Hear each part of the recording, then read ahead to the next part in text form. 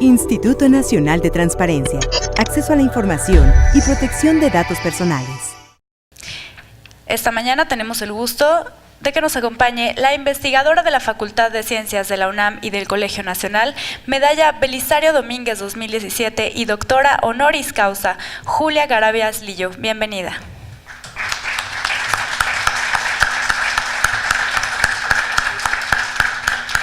Está con nosotros el coordinador de Justicia Fiscal de Fundar, Centro de Análisis e Investigación, Carlos Brown Solá.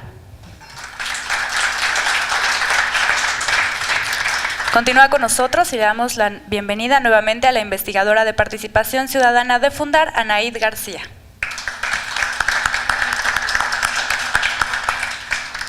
También continúa con nosotros el jefe de ponencia de la comisionada Blanca Lilia Ibarra, Carlos de los Cobos Sepúlveda. Bienvenido. Solicitamos ahora al doctor Carlos de los Cobos Sepúlveda, sea tan amable de moderar este panel. Muchas gracias. Bueno, vamos a continuar con estos interesantes foros de reflexión. Me permito antes que nada felicitar a la mesa pasada, extraordinarias reflexiones, bases de datos y por supuesto que hay que tomar la palabra y emprender el ejercicio de una política pública.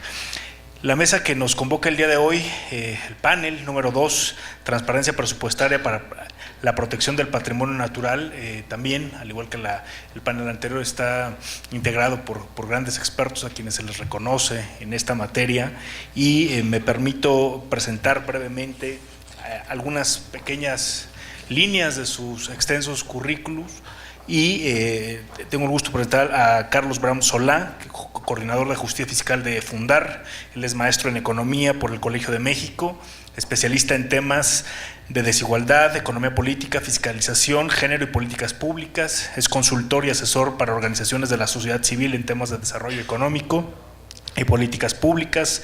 Es autor de diversas publicaciones académicas, propuestas de política pública y artículos de divulgación. En Fundar coordina el programa de justicia fiscal desde mayo de 2018, coautor del reporte 8 puntos de acción para alcanzar las metas climáticas del World Resource Institute. También nos hace favor de acompañar a Anaid García, investigadora de Participación Ciudadana de Fundar. Ella es licenciada en Ciencias Políticas y Administración Pública por la Universidad Nacional Autónoma de México, especialista en instituciones administrativas de finanzas públicas. En Fundar se desempeña en el programa de Participación Ciudadana como responsable del proyecto de designaciones públicas. De 2015 a 2017 fue consultora en los proyectos de designaciones públicas, publicidad oficial y transparencia, rendición de cuentas y participación en el noreste de México. Los comentarios estarán a cargo de la doctora Julia Carabias, quien, como ya se mencionó, es doctora en Biología por la UNAM, exsecretaria del Medio Ambiente, Recursos Naturales y Pesca de 1994 a 2000. Premio Getty 2001, Premio Cosmos 2004, Premio Campeones de Tierra de la ONU 2005, Premio Alexander von Humboldt 2011, la medalla Belisario Domínguez en 2017 y es integrante del Sistema Nacional de Investigadores Nivel 3. Es fundadora del Centro Latinoamericano de Capacitación para la Conservación de la Biodiversidad en la región de la Selva Lacandona, Chiapas. Sin mayor preámbulo, me permito ceder el uso de la voz a Carlos Brown Solá. Por favor. Los micrófonos. Muchas gracias por la invitación. Nos sumamos al pésame a la institución por el fallecimiento del comisionado Carlos Bonín. Lamentamos de verdad que haya pasado, digamos, en las fechas próximas a este evento. Vamos a intentar llevarlo en tiempo y forma y tratando de honrar la memoria del comisionado. Muchas gracias por la invitación, de verdad. Es un honor estar presentando los resultados preliminares de este documento de trabajo que estamos desarrollando en Fundar. Agradecemos mucho su presencia, doctora Carabias. La verdad es un honor que pueda comentar este trabajo y voy a dar la palabra a Anaid, que va a dar el preámbulo de este documento de trabajo que se llama La desprotección del patrimonio natural de México, y a mí me va a tocar hablar sobre los hallazgos más cuantitativos sobre el documento.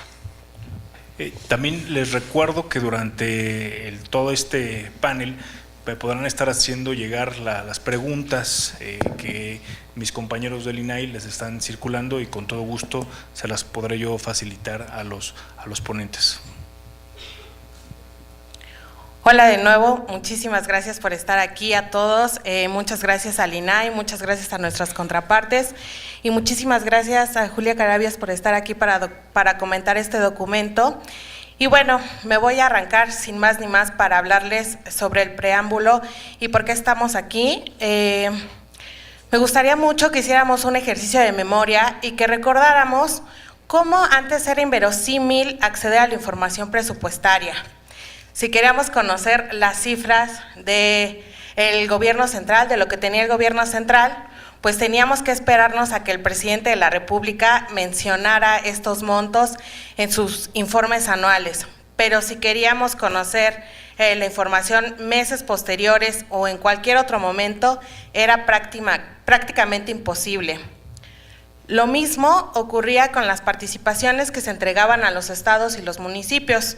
Estos montos se entregaban únicamente a los estados, pero si queríamos saber cuál era la información que se daba a los presidentes municipales sobre lo que les correspondía, pues tampoco se podía saber porque se les obstaculizaba el acceso a la información. Lo mismo sucedía con los créditos fiscales. No conocíamos los montos ni las personas a las que se les entregaban. Hoy hablamos de un momento diferente, contamos con un robusto marco normativo en materia de transparencia, con una ley general y federal de transparencia, con 32 leyes locales en la materia, una página de transparencia presupuestaria, algunas páginas locales que nos brindan información sobre cómo y cuántos recursos tienen las instituciones, cuánto gastamos en programas sociales y además cuáles son los montos aprobados, modificados y ejercidos. Hay una cosa que es muy importante mencionar, el presupuesto se financia del erario público, que es de los que somos dueños las ciudadanas y los ciudadanos. Esto se traduce en que el presupuesto es un cúmulo de responsabilidades que adquiere el gobierno para con la ciudadanía y que por ello mismo debe informar sobre cuáles son los recursos que pretende recaudar y cómo pretende gastarlos. En ese sentido, es necesario que haya información presupuestaria, pero ¿por qué? ¿Para qué nos sirve esta información presupuestaria? Pues para ver cuáles son esas asignaciones, pero además también puede contribuir a que haya una redistribución más justa de los recursos, a que se asigne mejor el presupuesto a las dependencias y también a evitar la captura de recursos por parte de las élites políticas. Llegamos a todo esto, pero gracias a que ya hemos recorrido un camino, para esto se tuvo que combatir pues, la percepción de que la información que se generaba en las oficinas de gobierno pertenecía a las y los servidores públicos y también se tuvo que enfrentar otros problemas como la ausencia de archivos públicos, como la ausencia de mecanismos de gestión documental, como mecanismos de transparencia proactiva. Y entonces, pues ya llegamos hasta aquí con todo esto que se ha enfrentado, pero sin embargo no ha mejorado tanto el curso de la acción gubernamental. Y en ese sentido, la transparencia sí ha tenido grandes mejoras, pero no necesariamente pues tenemos mejores políticas públicas hasta el momento. Entonces, nos encontramos en este momento en donde nos damos cuenta que existe una necesidad indiscutible de que la transparencia se una a la participación ciudadana para que haya rendición de cuentas. En algún momento pensamos que la transparencia por sí sola iba a mejorar los asuntos relacionados con el gobierno, pero no es así. No solamente pasó en México, sino en otros países, que la transparencia no sirvió para que la población usara esta nueva información disponible, pues para responsabilizar a los líderes por los problemas de la mala calidad en los servicios públicos o por la desprotección de los derechos humanos. Lo que sí ha hecho la transparencia es que las organizaciones de la sociedad civil, académicas, empresariales y los medios de comunicación monitoreemos las acciones y decisiones de gobierno y esto en conjunto con acciones de participación ciudadana han mejorado algunas políticas. Como lo mencioné hace rato, las organizaciones que nos dedicamos a promover la rendición de cuentas transformamos datos en información relevante que sirva como evidencia para cambiar el curso de la acción gubernamental, pero sobre todo lo hacemos con el objetivo pues de combatir las desigualdades que existen en el país y pues de proteger los derechos humanos. De acuerdo con la reforma constitucional del año 2011, todas las autoridades en los distintos ámbitos de sus competencias deben actuar conforme a las obligaciones de derechos humanos. ¿Esto qué quiere decir? Que la Constitución política pone a los derechos humanos en el centro del actuar gubernamental. Pero, más allá de los discursos y las buenas intenciones del gobierno, el análisis de los presupuestos y las políticas públicas nos ayudan a tener un mapa sobre cuáles son las prioridades del gobierno. Y justo esa fue la pregunta guía para realizar esta investigación. ¿Resulta el derecho a un medio ambiente sano una prioridad para el gobierno federal? Bueno, pues la calidad de vida de las personas, presente y futura, la salud y la conservación del patrimonio material y cultural de la humanidad, pues están directamente relacionados con el derecho a un medio ambiente sano. El ambiente es nuestro entorno y su cuidado es esencial para la conservación de nuestra especie, nada más y nada menos. Este derecho se encuentra establecido en el artículo 4, párrafo 5 de la Constitución, que dice que todas las personas merecemos un medio ambiente sano para nuestro desarrollo y bienestar. Y justo para poder asegurar este derecho, el derecho al medio ambiente sano, necesitamos el cuidado de las áreas naturales protegidas.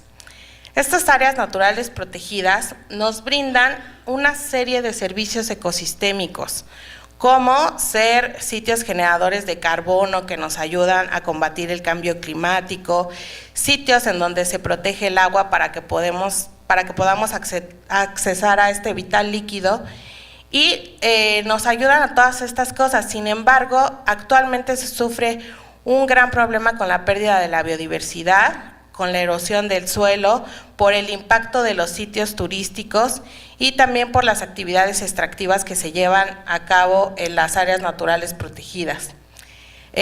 Actualmente tenemos 182 áreas naturales protegidas que abarcan alrededor de 90 millones de hectáreas. Y bueno, México ha suscrito un convenio, el Convenio de la Diversidad Biológica, en donde ha comprometido que el 17% de su territorio estará en algún esquema de conservación, territorio terrestre, y el 10% del marino. Sin embargo, a pesar de que cada año se decreta más territorio como áreas naturales protegidas, la realidad es que se ha divulgado muchísima información de que no cuentan con el personal suficiente para operar, de que se padece falta de infraestructura en estas áreas naturales protegidas y de que no tienen los recursos, e incluso se ha llegado a mencionar algunos directores de áreas naturales protegidas que ellos mismos tienen que poner parte de su dinero para poder gestionar estas áreas. Entonces, por eso se vuelve mucho más prioritario y se vuelve muchísimo más importante que hagamos un análisis de los presupuestos que están destinados al sector ambiental. ¿Y qué vamos a descubrir ahí? Pues si se utilizó el máximo de los recursos disponibles, si se recaudó la mayor cantidad de fondos públicos para que puedan operar estas áreas naturales protegidas, si el presupuesto aumentó o disminuyó en proporción, el presupuesto ambiental aumentó o disminuyó en función del presupuesto de egresos de la Federación, y qué tan prioritario se vio el sector ambiental para distribuir estos recursos. En suma, esta investigación lo que nos muestra pues es un análisis de las finanzas públicas del sector ambiental y sobre todo nos muestra si fue efectivo el rol del gobierno en el sector. Para muestra un botón, Es muy importante la inversión a las áreas naturales protegidas, generan muchísimas externalidades positivas y una de ellas que descubrimos en esta investigación es que por cada peso que se les invierte a las áreas naturales protegidas nos regresan 52.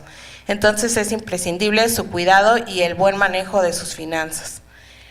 Muchísimas gracias, yo lo dejo hasta aquí y ahora le paso la voz a mi colega Carlos Brown. Muchas gracias, Anaid.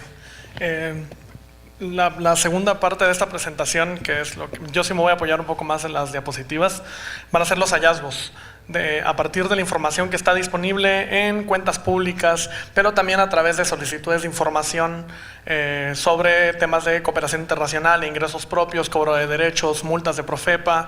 Estos son los hallazgos que vamos a presentar.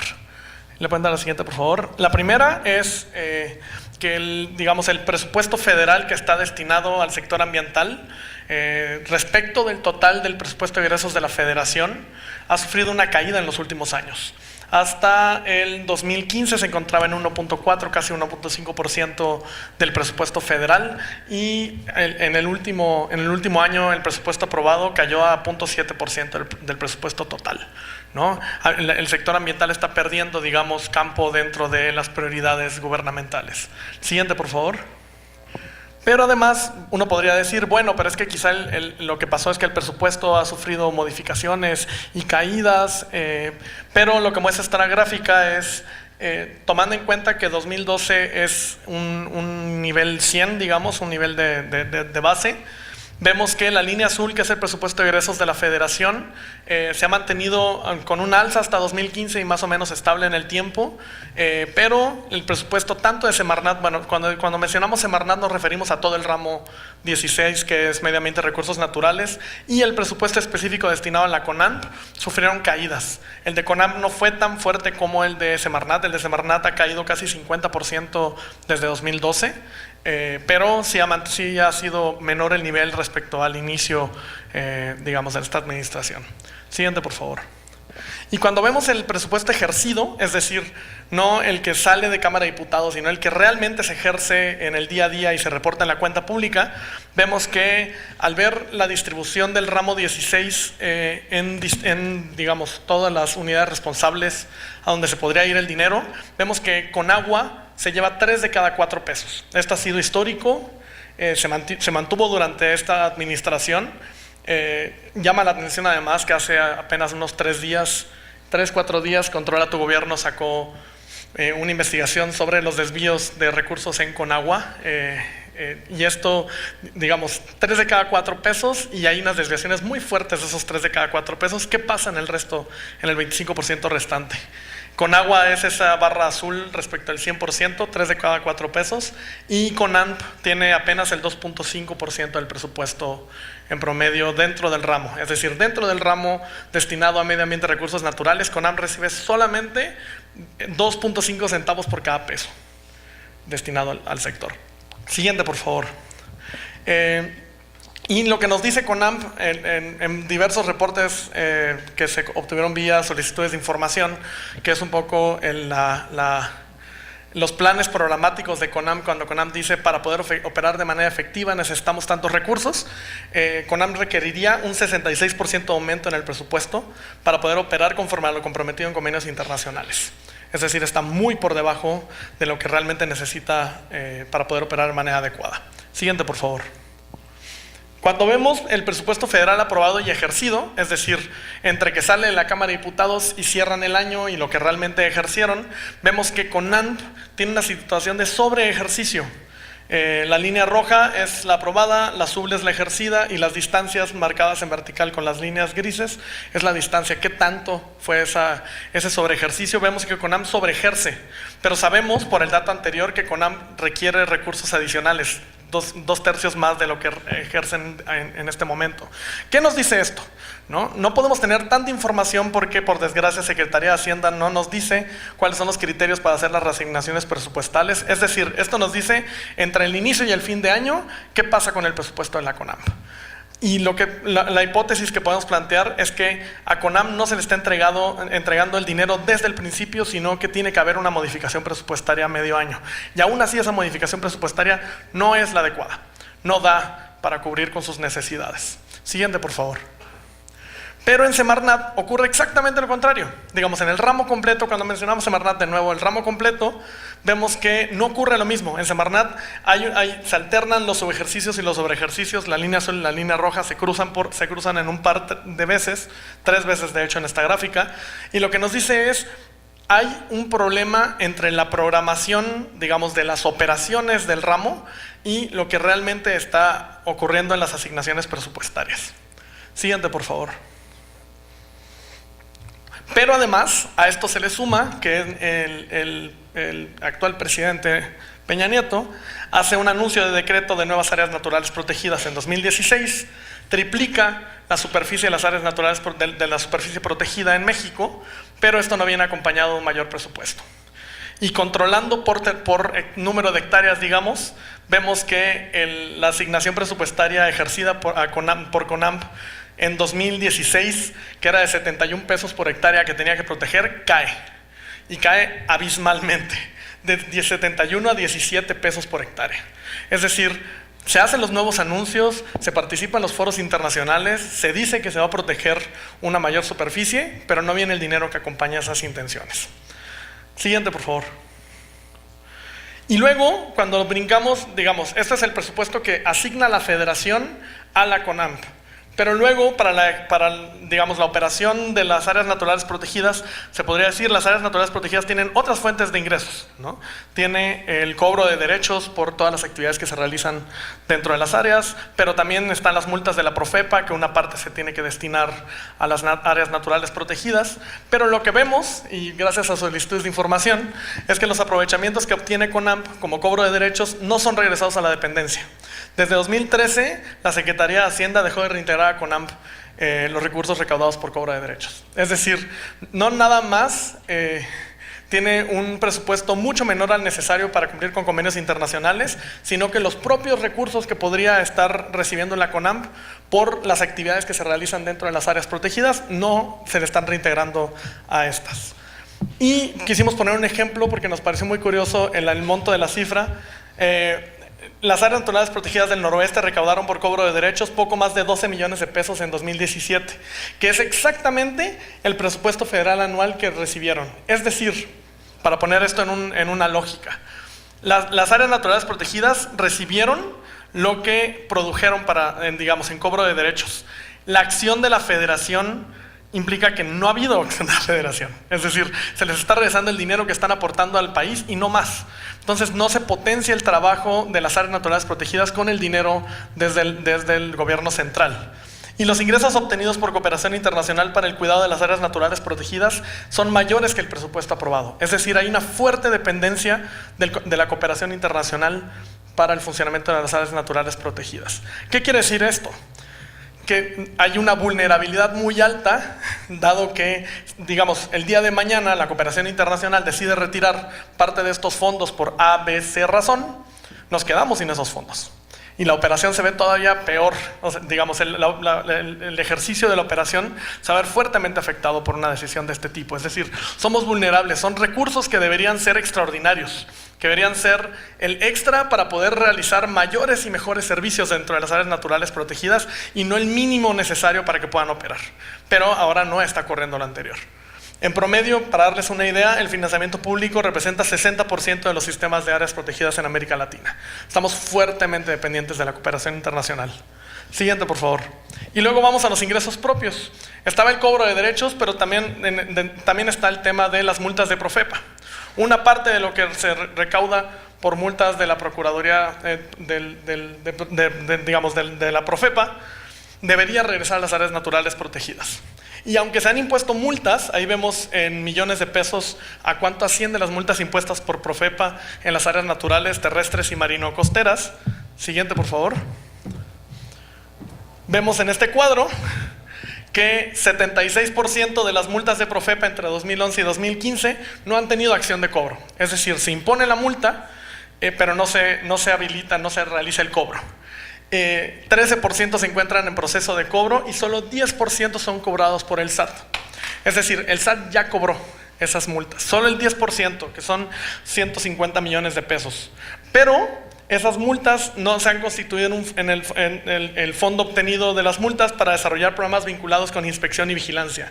Es decir, no regresan a la función de vigilar a las áreas naturales protegidas. No están cumpliendo ni siquiera la función, esas multas, de poder reintegrar y poder fortalecer la vigilancia e inspección de las áreas naturales protegidas. Y además no conocemos el destino del dinero cobrado. Es decir, es muy probable que se vayan a la bolsa grande de la cual se reparte otra vez para el siguiente presupuesto de egresos, pero no están cumpliendo esta vinculación que debería ser que ese dinero se reintegra a la Profepa para que la Profepa pueda realizar su trabajo de manera adecuada. Siguiente, por favor. Cuando hacemos un zoom a las áreas naturales protegidas del noroeste, que son muy relevantes para el país y es parte de por qué estamos haciendo este trabajo, voy a tratar de explicar esta gráfica. La línea, digamos, el eje de las X, el eje horizontal, dice el presupuesto aprobado en millones de pesos. Y la línea vertical, digamos, el eje vertical nos dice presupuesto ejercido. Entonces, la línea de 45 grados, la línea azul que va así, implica si algún punto estuviera sobre esa línea, que el presupuesto que se le aprueba es el presupuesto que ejercen. Lo que encontramos para las áreas naturales protegidas del noroeste es que ninguna área natural protegida ejerce el monto que se le aprueba. Todas subejercen. Todas están por debajo del ejercicio que deberían haber realizado por la aprobación, o sea, con el monto aprobado, ¿no? Y esto es grave. Que no tengan ni siquiera el ejercicio del dinero que se le aprobó por candados democráticos, por el legislativo en este país, ya nos dice mucho. ¿Qué es lo que está pasando? Se les quita el dinero a medio año y no logran terminar el ejercicio con el dinero originalmente aprobado para ellas. Entonces, no nada más se trata de la incidencia en el legislativo y decir al legislativo, asígnale más a las áreas naturales protegidas. Es Secretaría de Hacienda, no le quites el dinero a las áreas naturales protegidas, ¿no? Sí, justo esa. Y además hay grandes desigualdades en el presupuesto federal ejercido entre las mismas ANP del noroeste del país. Playa El Verde Camacho, esto deberían verse los nombres de todas, pero el de hasta arriba es Playa El Verde Camacho, tiene 15,300 pesos ejercidos por hectárea de superficie, mientras que Revillagigedo, que es el último, tiene mucho menos que centavo por hectárea protegida. Esto es solamente un indicador, no quiere decir que todas necesiten tener el mismo dinero por hectárea, pero nos da una idea de que hay grandes desigualdades, incluso en la asignación, todas cumplen funciones diferentes, ¿no? Y quisiéramos hacer un análisis mucho más riguroso por el tipo, por la categoría del área natural protegida, pero no se cuenta con la información. Esta información se obtuvo por medio de solicitudes de información, tenía muchos huecos, entonces este es el mayor grado de análisis que pudimos hacer con la información disponible. Siguiente, por favor. Y además, cuando vemos el ingreso por cobro de derechos en estas áreas naturales protegidas, de aquí sale el dato de los 12 millones de pesos que les dije antes, vemos también esas desigualdades, se sostienen esas desigualdades. Pero aunque era el Occidente y Pacífico Centro quien más recaudaba, ha tenido una caída desde 2015, que es la caída que ha empujado, digamos, al resto en los últimos 3 años. Siguiente, por favor. Y a partir de estos hallazgos, un poco siguiendo esta línea de hallazgos, queremos emitir 6 recomendaciones que consideramos como puntos mínimos como organización para poder garantizar que se financie de manera adecuada el funcionamiento de las áreas naturales protegidas. Siguiente, por favor. Primera, que Semarnat debe solicitar mayor presupuesto en función de los acuerdos internacionales en materia de áreas naturales protegidas. Ya hay unos compromisos, ya hay una mayor superficie protegida, tiene que ir de manera adecuada el financiamiento de la operación con los mayores compromisos internacionales asumidos. 2, que se justifique la distribución del presupuesto asignado al sector ambiental. Necesitamos mayor grado de detalle en cómo se realizan estas asignaciones presupuestales, pero además las reasignaciones a medio año. Estos cambios entre aprobado y ejercido, no podemos saber por qué se realizaron esos cambios. 3, que se expliquen las razones de los subejercicios y sobreejercicios presupuestarios de las dependencias ambientales. ¿Por qué esas líneas azules y rojas? ¿Qué es lo que está pasando? 4, desarrollar con Secretaría de Hacienda y Crédito Público el mecanismo de reintegro de los recursos generados por cobro de derechos. O sea, está en la ley. Esto no es vamos a crear algo nuevo, esto ya está, solamente no pasa en la realidad, ¿no? Ese reintegro de derechos no se hace de manera adecuada. Y de hecho no se hace. Y 5, que Profepa deberá establecer el fideicomiso por medio del cual se transparente el uso y destino de los recursos generados por el cobro de multas e infracciones ambientales. de nuevo para poder fortalecer el trabajo de inspección y vigilancia. Y 6, y esto es fundamental, los recursos obtenidos por cooperación internacional deben aprovecharse para potenciar las acciones como recursos extraordinarios. No se deben ver como parte de su presupuesto operativo. Es fundamental que el Estado mexicano financie de manera adecuada las áreas naturales protegidas y que los recursos de la cooperación internacional sean un complemento, que no sean el suplemento para poder cerrar el día y que no pase de nuevo lo que decía Naid, que los directores de las áreas naturales protegidas tengan que poner dinero de su bolsillo para realizar la operación de manera adecuada. Y esto es todo. Muchas gracias.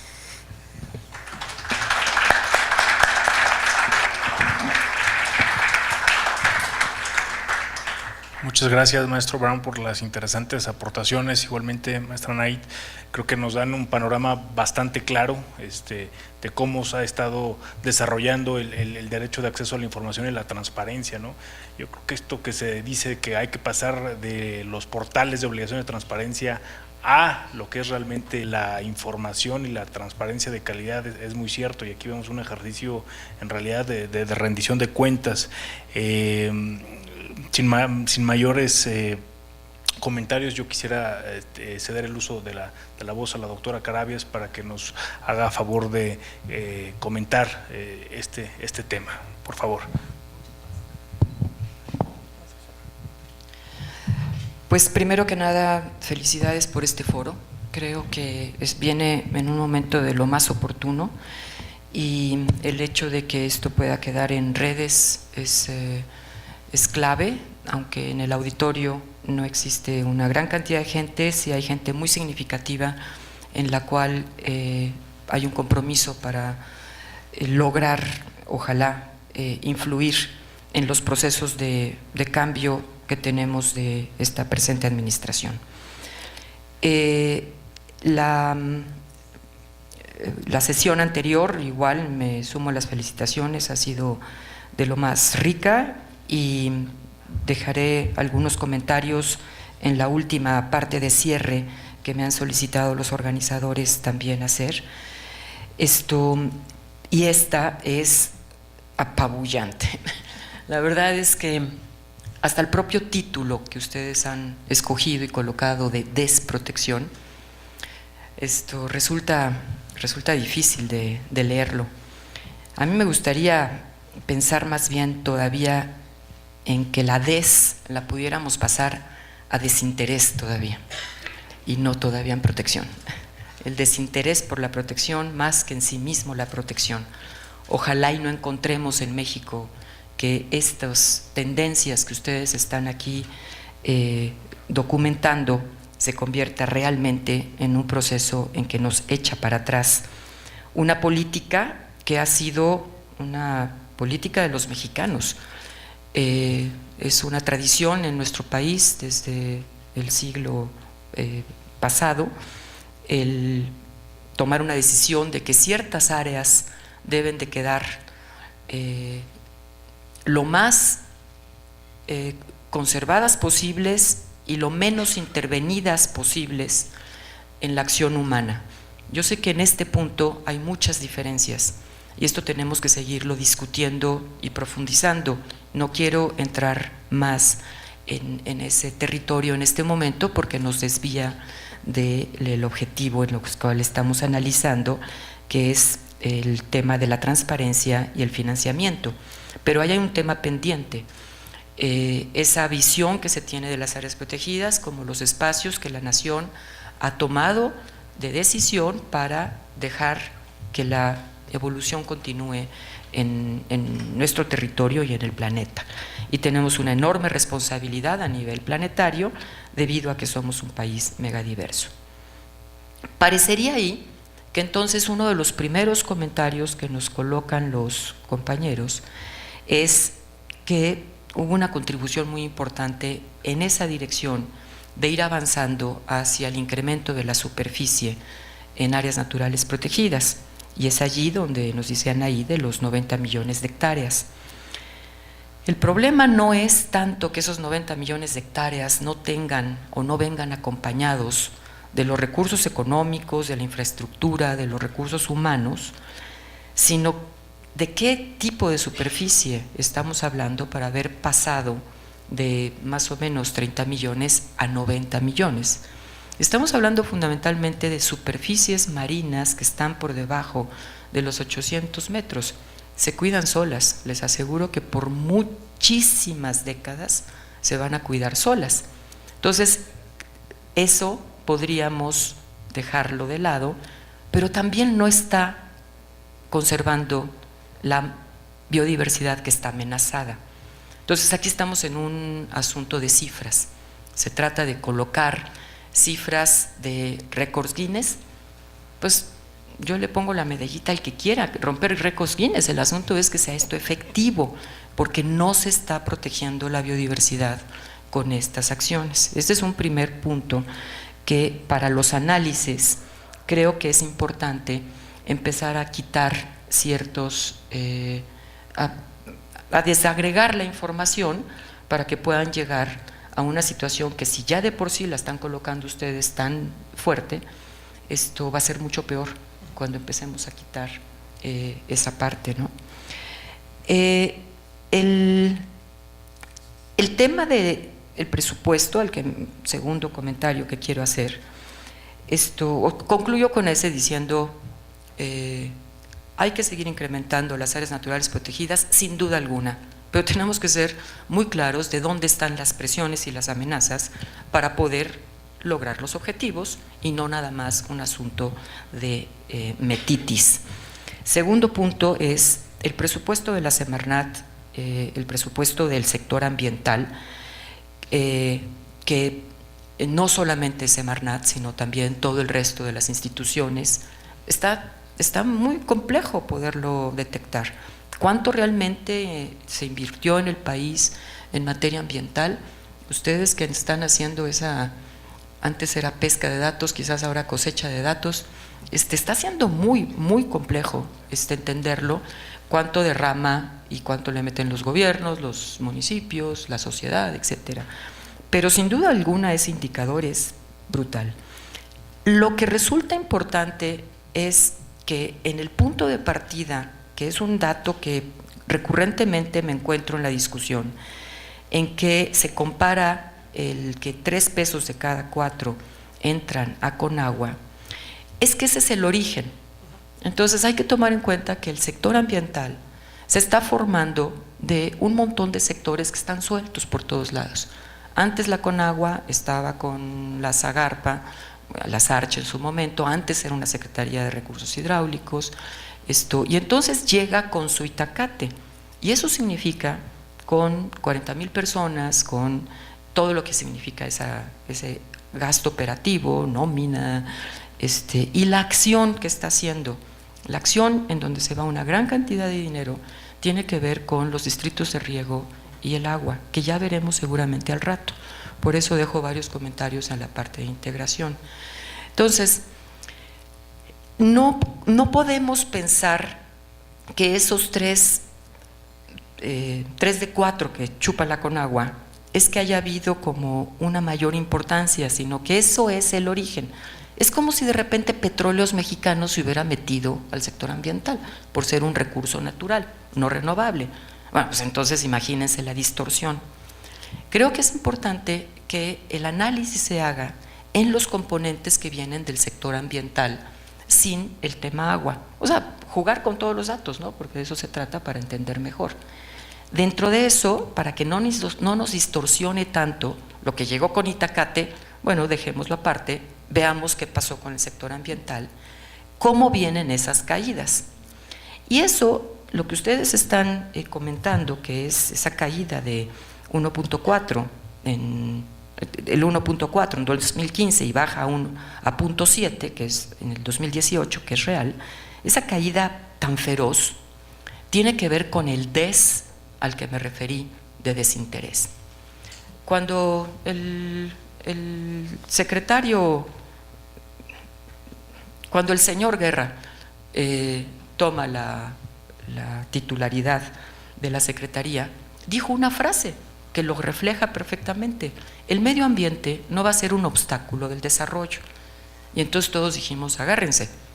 Y en la primera reunión que tuvimos de Consejo de Áreas Protegidas, dijo, las áreas protegidas ya no se van a decretar más y vamos a buscar quién de la iniciativa privada está interesado en irlas adoptando. Entonces, es un traslado de una responsabilidad, que lo explicó perfectamente Anaid, de una responsabilidad del Estado, de nuestro patrimonio natural, y el Estado tiene que velar por la conservación de los recursos naturales y particularmente de la protección de la conservación. Todo lo demás que se añada, bienvenido, que es lo que estás poniendo, es el extra, ¿no? Pero ahora resulta que el presupuesto que tienen las áreas protegidas tiene que ver con lo que recaudan. Entonces, pues esa es la lógica que se nos planteó al inicio de la administración, recaudemos más. ¿Y cómo se recauda más? Pues da chance de que la carretera pase por la mitad y te suelto unos pesos, y da chance que la minera y te suelto otros pesos, y da chance que el ecoturismo, que el turismo, y así vamos haciendo bolsas. ¿Qué le pasa a un director del área natural protegida que está defendiendo su territorio con esa pasión que lo defienden los directores de la CONAM? Tiene tal cantidad de presiones que no están siendo respaldadas del más alto nivel, en donde el presidente municipal, el diputado, el dirigente de los narcos, todo va recayendo sobre el director y está quedando un vacío de gobernabilidad en que no pueden los directores, no pueden ni siquiera los regionales. Antes el director de áreas naturales protegidas, cuando nosotros nombrábamos un director, un decreto, un programa de manejo, se lo explicaba y estaba presente el presidente de la República y era el director el que hablaba. Al término del evento, pues estaban enfilados todos los presidentes municipales a acordar con el director. Hoy ni al regional le toma la llamada, ni el secretario de Medio Ambiente y ni el secretario correspondiente al Estado, ni el gobernador. Entonces ha habido un debilitamiento de la gobernanza brutal que lo refleja en esta falta también de financiamiento. Nadie defiende estos espacios con la fuerza de lo que estos espacios requieren, porque están llenos, absolutamente llenos de presiones. He mencionado algunas presiones que tienen que ver con grandes procesos de transformación industriales o de áreas o de actividades productivas intensas, pero también de los compas dueños de la tierra. Cuando los dueños de la tierra no están recibiendo el financiamiento que requieren para transformar sus actividades productivas, actividades mucho menos impactantes que no implica un cambio de uso de suelo o no implique una sobrepesca, entonces esos recursos económicos tendrían que estar destinados allí. Y para eso son dos grandes programas que valdría la pena mucho que ustedes pudieran analizar, que es el PROCODES y el PET.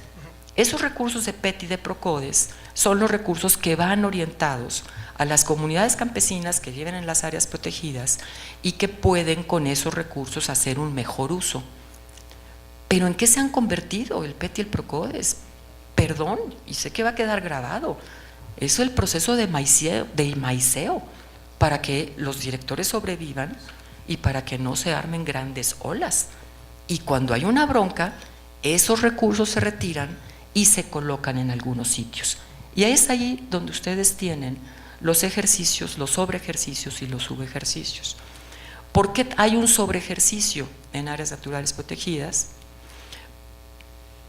en general, en CONAM, y por qué hay un subejercicio en las zonas del norte? Parecería una contradicción, en donde hay tantos millones de hectáreas en las zonas del norte. Y lo hay porque se recogen los recursos cuando hay conflictos y la aspiradora de los recursos económicos en los últimos 2 años, ¿alguien lo puede decir? La vaquita. La vaquita recogió los recursos de todo el PET, de todo el PROCODES, de todas las áreas, de todas las regiones, y se colocó para detener un problema que está en una situación de mega emergencia.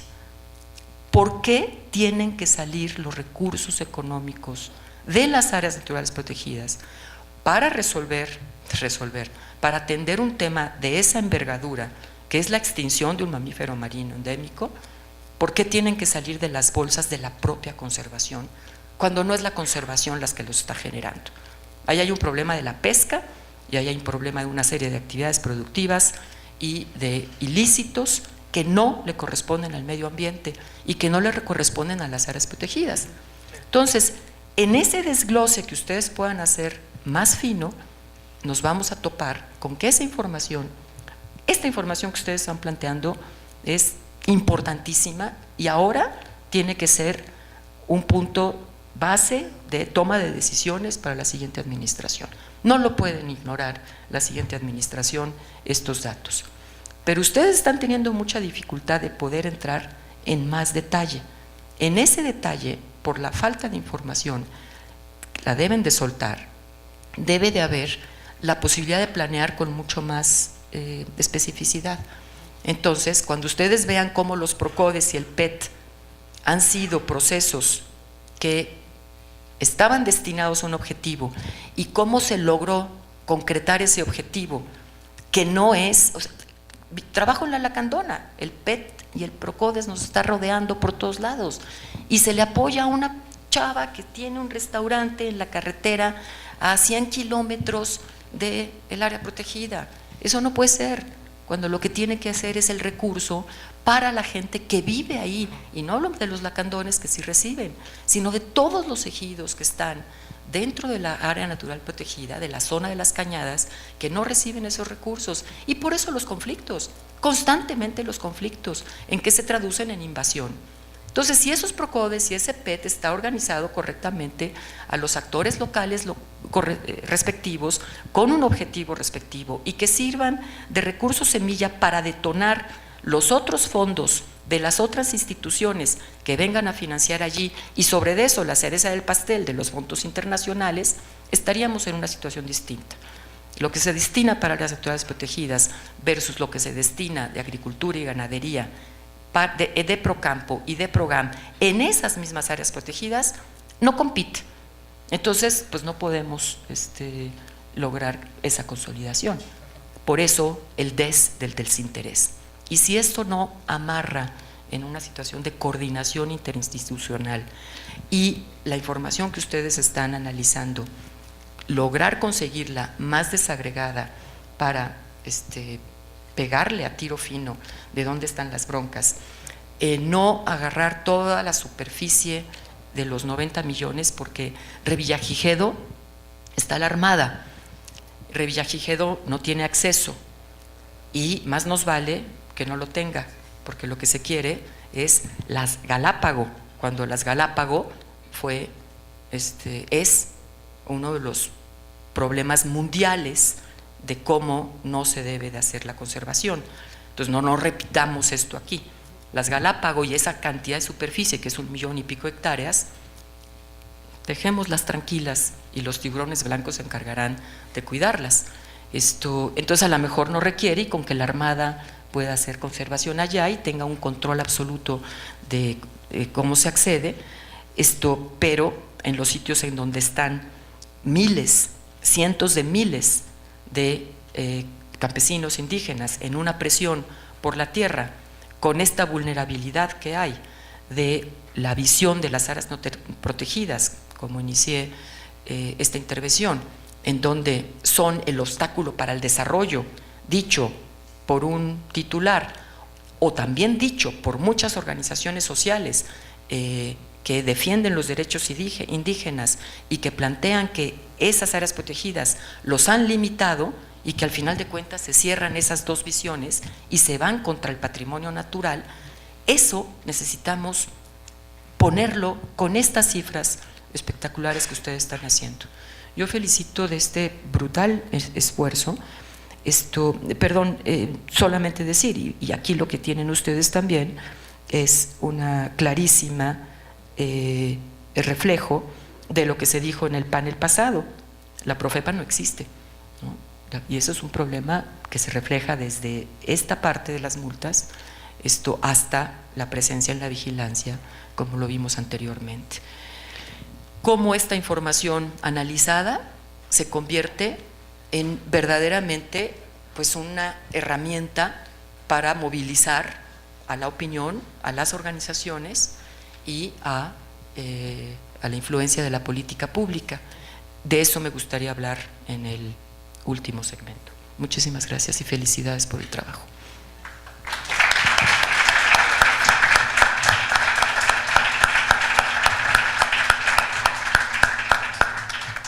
Muchas gracias a la doctora Carabias.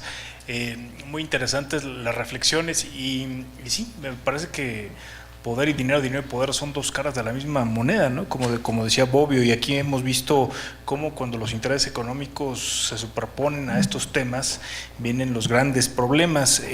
Quisiera aprovechar la acotación para referir algunos asuntos que hemos tenido aquí en el INAI, por ejemplo, la delegación Xochimilco. Es claro que un solicitante de información peticionó información sobre el programa, sobre cuánto presupuesto se estaba destinado a recursos hídricos. Xochimilco dice que, bueno, es más, ni siquiera se tomó la molestia en contestar, fue omisa. Cuando llega el asunto al INAI, ordenamos que se busque. Desde luego estos asuntos tienen que ver con recursos atraídos, porque ustedes recordarán que el Info de la Ciudad de México no está funcionando por un tema político, ¿no? Sin embargo, bueno, esto no podía quedar así, porque tenemos que alrededor de 1.634.606 personas, es decir, el 16% de las personas que viven en esa localidad viven sin agua potable, drenaje y un espacio adecuado. Entonces se ordenó que se entregara esa información, esos recursos, que se transparentara. Ese es un tema que nos llamó mucho la atención. Otro, el que yo les comentaba al inicio de mi intervención, que tiene que ver con la Zagarpa. Resulta que en Oaxaca hubo hay un maíz nativo de ahí que tiene una cualidad que puede fijar el nitrógeno de la atmósfera en lugar de requerir fertilizantes químicos. Y aquí empezaron las grandes industrias a litigar la propiedad industrial, intelectual, de quien había suscrito primero estos contratos y los procedimientos ante la propia Secretaría. Y por supuesto, evidentemente, sobra decir que la comunidad indígena no fue consultada en términos del protocolo de Nagoya, ¿no? Hay otros grandes temas que tienen que ver con las cuencas hidrológicas, sitios contaminados, que Semarnat nos negó al solicitante, se revocó la respuesta para que los otorgara, y hasta temas también, si el Infonavit hace esto de hipoteca verde, ¿no? Es muy común que, bueno, pues la hipoteca verde, y parecía una moda, y de aquí vimos que no es tan así. Hay algunos temas que vale la pena repensar. Me voy a permitir leer algunas preguntas que ya vienen algunas días canalizadas. Esta viene para Carlos Brown y Anait, para los dos. Dice: analizando la presente situación y con la futura llegada del nuevo presidente, ¿qué espera para el sector ambiental y de qué manera puede participar la ciudadanía para la exigencia de una mayor transparencia del presupuesto?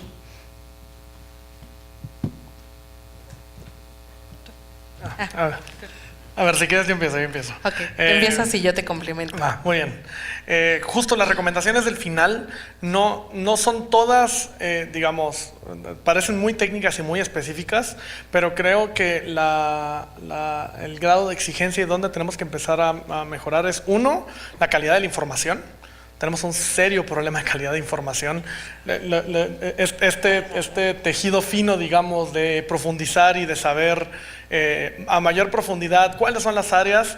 Esta información tomó meses. Poder obtener este grado de información, o sea, es mínimo, honestamente.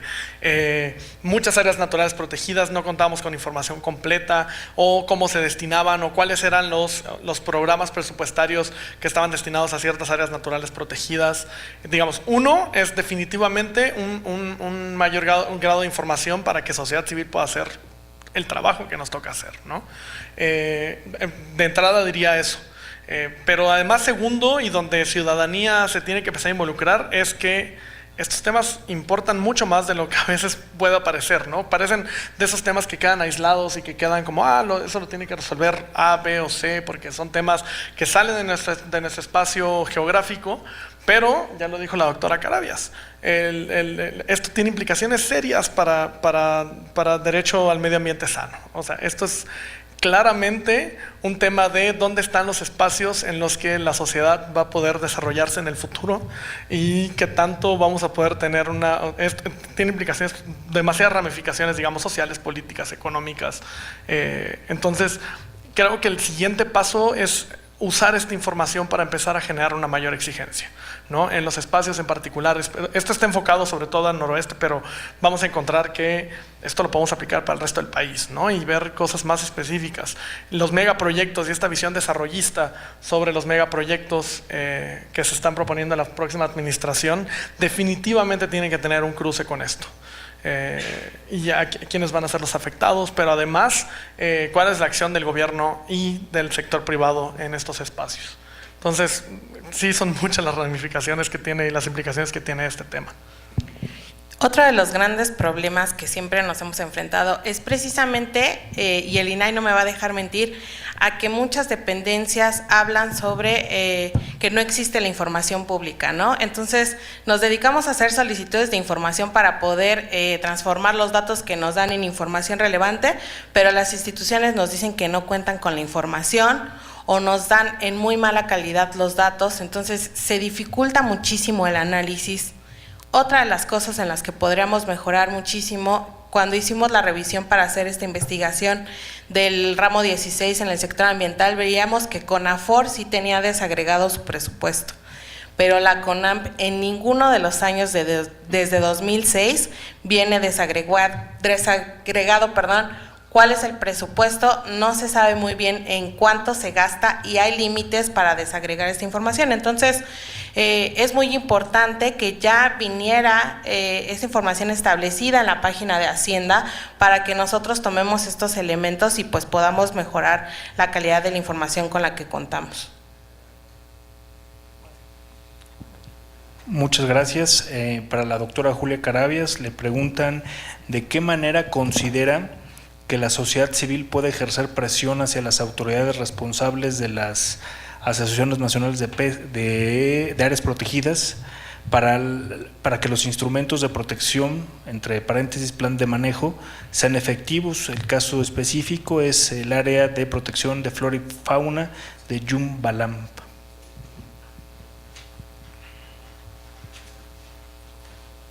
Gracias.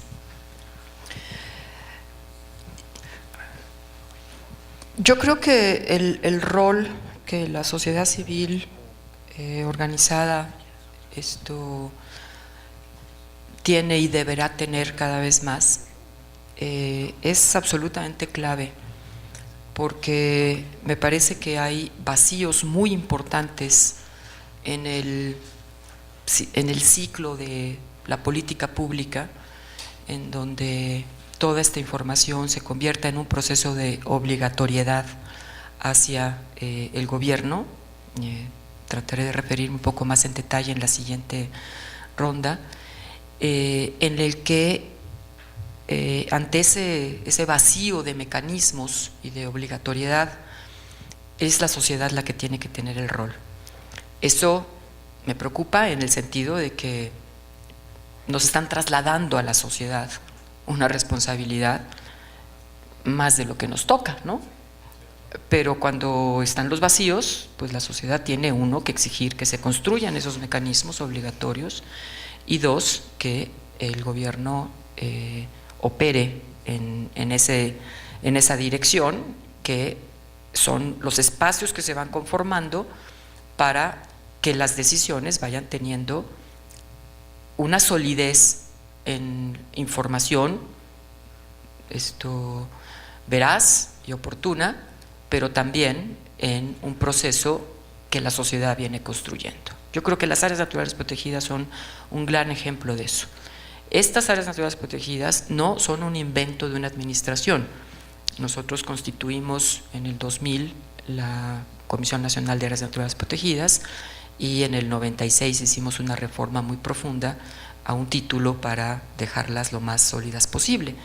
Sin embargo, ha evolucionado a lo largo de estos 18 años. La ley de biodiversidad, con todos sus problemas que tuvo, ayudó a discutir muy a fondo el tema de las áreas protegidas. Y yo creo que ahí hay un consenso nacional. ¿Por qué? Porque viene de procesos que surgieron de la sociedad. No fueron inventos ni de esta administración, ni de este Senado, ni de esta pasada administración, etcétera, sino que se fue construyendo con la sociedad. Un ejemplo de ello es el Consejo Nacional de Áreas Naturales Protegidas, que ha quedado ya muy acotado y que está siendo mucho más cargado a gobierno que a sociedad, y con una representación que le está faltando el reflejo de lo que en su origen se pensaba de representación de los sectores, y eran los sectores quienes iban a elegir a los consejeros, no una designación desde el propio autoridad. Creo que ahí hay muchas cosas que mejorar, pero esos estaban siendo procesos que estaban logrando que la sociedad estuviera empujando, y el Consejo de Áreas Protegidas dijo no a Yumbalam, no al programa de manejo que sacó Yumbalam, pero no se hizo caso de ello, porque no vale que en Isla Grande estén dándose permisos de construcción, ni siquiera de los palafitos que se quedó. Hay ciertas zonas en que deben de quedar protegidas, y la cantidad de intereses que hay detrás de ello es enorme.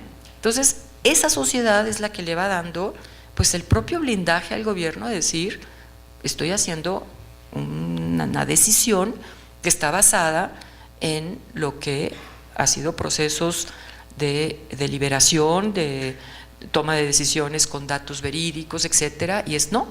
Y entonces, cuando uno tiene información en el cual está parado correctamente y decir esto no porque va a pasar esto, pues es lo mejor que puede tener el gobierno. Pero cuando se trata de darle gusto a todos, eso tiene un problema muy fuerte. Y en ese sentido es importantísimo que lo que viene no vaya a seguir repitiendo que hay programas que parecerían que pueden tener muchas buenas bondades, y que al final de cuentas volvemos a los megaproyectos que parecía que la propia sociedad había demostrado que por ahí no iba el asunto. Son proyectos regionales que tienen que surgir de los procesos regionales, que se ha transitado de una manera impresionante en nuestro país, que hay una capacidad instalada en México en términos legales, institucionales, de la sociedad, de las instituciones académicas, que regionalmente están dando los cómo, no solamente lo que hay que hacer y cómo está la bronca, sino por dónde hay que entrarle, y que de repente los megaproyectos que escuchamos, parece que no hacen justicia a todo ese cúmulo en nuestro país, que al final de cuentas es el capital social, humano, natural, con el que contamos, y eso me preocupa enormemente. Yo creo que la sociedad civil tiene que prender más las antenas. El problema es que están muy golpeadas, porque los recursos económicos nacionales e internacionales para las organizaciones no gubernamentales están muy disminuidos, y muchas organizaciones no gubernamentales han tenido que empezar a adoptar roles de consultores para sobrevivir. Y entonces, en una consultoría, pues te pago por lo que quiero que, no forzosamente lo que quiero que digas, pero sí lo que quiero que hagas. Y entonces, ¿dónde está la ruta del horizonte de largo plazo? Pues se va atomizando cuando todos tienen que estar sobreviviendo de pequeños recursos, o peor, de recursos gubernamentales, y entonces la N de la ONG pues entra en un proceso de crisis, ¿no? Y creo que ahí estamos en un proceso en donde no hay recursos para el fortalecimiento de la sociedad civil, y entonces la vemos opacada. El trabajo que se está haciendo local es enorme, pero no tenemos mucha sociedad civil opinando a nivel nacional, y esas son las redes que tenemos que volver a levantar, volver a fortalecer, y estar muy atentos de que lo que viene puede ser muy interesante, porque al final de cuentas sí hay una decisión del pueblo mexicano que el tema, entre otros, de la corrupción, que tanto afecta al tema ambiental, puede dar un paso muy importante, pero tampoco puede ser en un proceso de caprichos, sino un proceso de que utilicemos lo que este país ha construido con tanto esfuerzo, tanto en la democracia como en la parte del medio ambiente. Muchas gracias, doctora. Para Carlos Brown le preguntan ¿cuáles podrían ser los beneficios directos de que el cobro de derechos se complemente con otro tipo de programas presupuestarios? ¿Son en realidad compatibles, por ejemplo, con los programas de subsidios? Lo vimos en la mesa pasada. No es necesario, no, digamos, el tema de los subsidios es que tenemos que empezar a verlos como una política pública, ¿no? Y eso tiene mucho que ver con cómo los subsidios pueden ser utilizados para una función u otra. Digamos, el cobro de derechos y las multas tienen que verse como recursos propios para las áreas naturales protegidas que ayuden a complementar los recursos que da la Federación. O sea, ahí es digamos, esa salida de la que ya hablaba sobre la retirada del Estado en sus obligaciones respecto a las áreas protegidas. Es muy clara en términos presupuestarios y, digamos, lo que toca ahora es, uno, refortalecer los ingresos propios, dado que la Federación quizá no está poniendo, o sea, quizá si la Federación dice no, los recursos se van a ver disminuidos porque no contamos con suficientes recursos para poder proteger, bueno, está bien, ok. Y eso se va a tener que justificar de manera adecuada, digamos, tiene que haber transparencia a la hora de tomar una decisión de ese tipo. Para eso el cobro de derechos y el cobro de multas debería ser una forma de complementar esos recursos que tengan las áreas naturales. Ahora, eso no está peleado con la acción de la Federación vía subsidios y subvenciones para las áreas naturales protegidas. Lo que toca es empezar a entender esto de nuevo como una política pública. Esto es una política desde el presupuesto de dónde están las prioridades respecto al sector ambiental en este país. O sea, no hay un mayor reflejo de dónde están las prioridades de un gobierno que dónde pone su dinero. Así. Y entonces, no creo que sean cosas, digamos, que se encuentren enfrentadas, sino tenemos que empezar a entenderlas como complementos y empezar a entender todas las asignaciones presupuestarias como una política pública que va encaminada o que debería ir encaminada hacia la protección de estas áreas protegidas. Muchas gracias. Restan dos preguntas, sin embargo, por cuestiones de tiempo tenemos que terminar el panel para dar paso a la siguiente. Sin embargo, están dirigidas a Fundar y aquí viene el nombre, las paso por si quieren ahorita en el espacio contactarlos y que se planteen.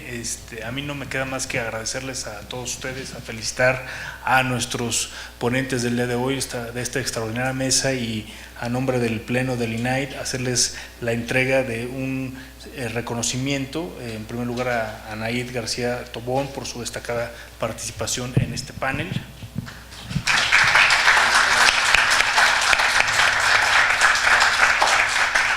A la doctora Julia Carabias también.